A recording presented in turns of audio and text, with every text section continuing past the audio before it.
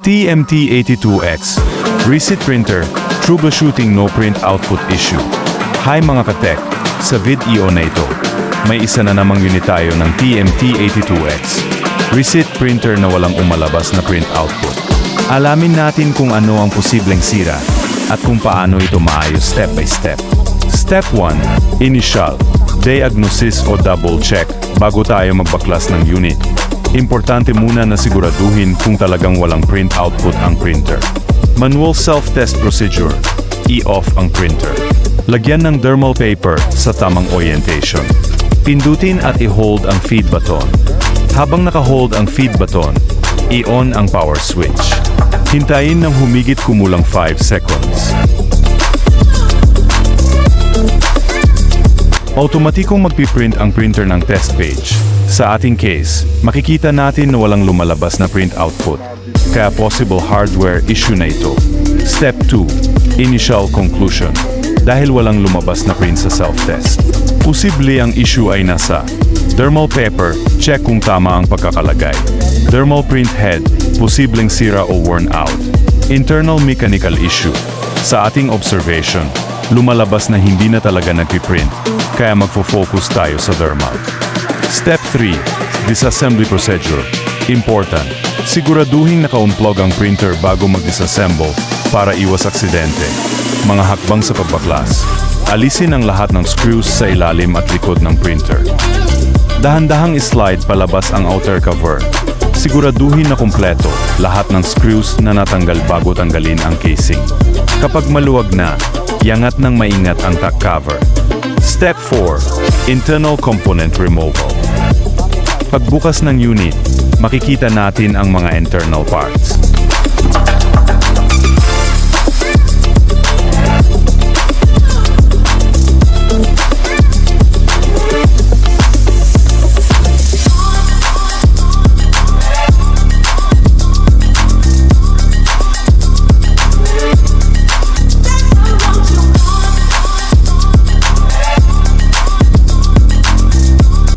Sunod-sunod na tatanggalin, spacer ng blade at auto cutter. Ingat sa spring, huwag hayaang mawala o tumalsik. Auto cutter assembly, dahan-dahang tanggalin para hindi masira ang mechanism. Springs, importanteng i-note ang position nito para sa tamang reassembly. Thermal print head, ito ang pinaka-critical part, ingat sa flex cable at connector para hindi mabali o ma-short. Step 5. Replacement of thermal head. Pag na-remove na ang lumang thermal head, i-install ang bagong thermal head. Siguraduhin na tama ang alignment, i-check ang flex cable connection kung maayos at secure. Iwasan ang pagbaliktad o maling kabit ng connector.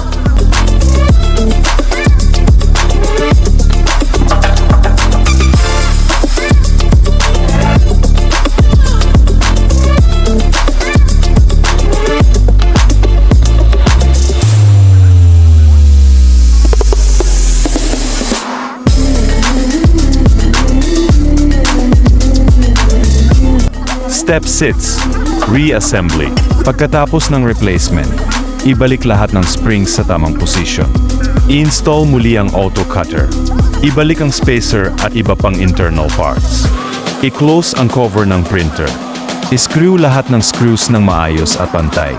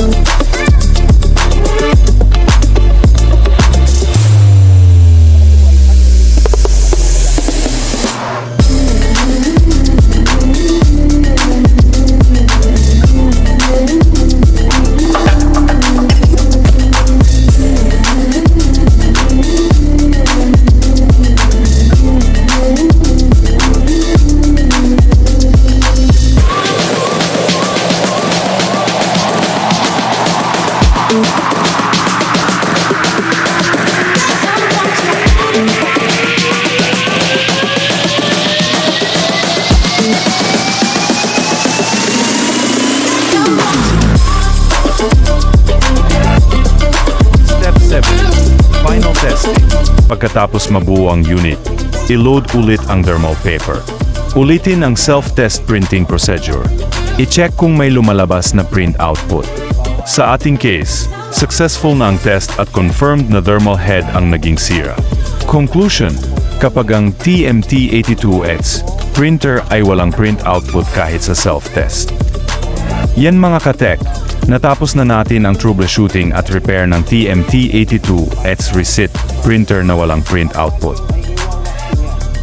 Based sa ating diagnosis, na-identify natin na ang problema ay nasa thermal head at pagkatapos ng replacement, gumana na ulit ang unit. Always tandaan mga katek, bago magpalit ng parts, siguraduhing maayos muna ang diagnosis para maiwasa ang unnecessary replacement.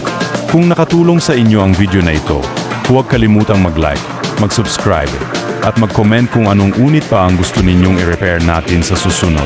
Hanggang sa susunod na troubleshooting, mga katek.